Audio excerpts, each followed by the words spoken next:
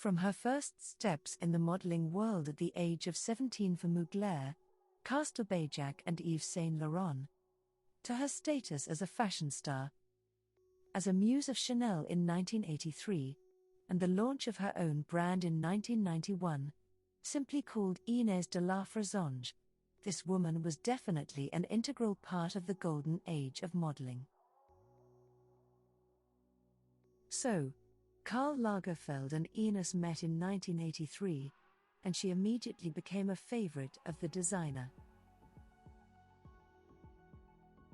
At all Chanel shows, she was always the only one in the bride's dress, and she became the first face of Coco perfume, which was launched in 1984. The muse and the couturier were in an idyll unprecedented in the fashion world. Until 1989. In 1989, Ines agreed to become the most beautiful French woman of her time, and pose for the bust of Marianne, the symbol of France, which put her on a par with Brigitte Bardot, Mireille Mathieu, and Catherine Deneuve.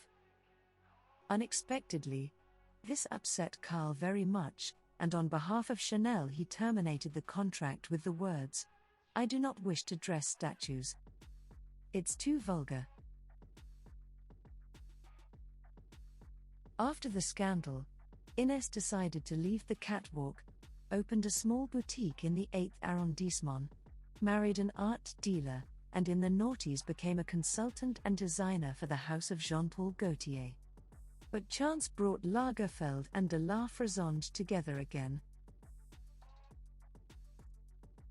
In 2009, as an exception, Ines again took to the catwalk at the Jean-Paul Gaultier show, and in the front row sat the already graying Karl.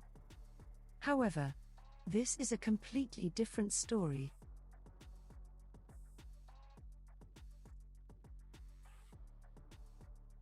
Do not forget to subscribe to the channel to hear it.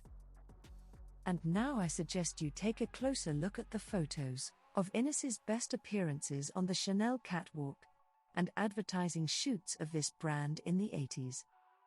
And even if you don't really like this woman, you can just plunge into the Chanel aesthetics of the 80s.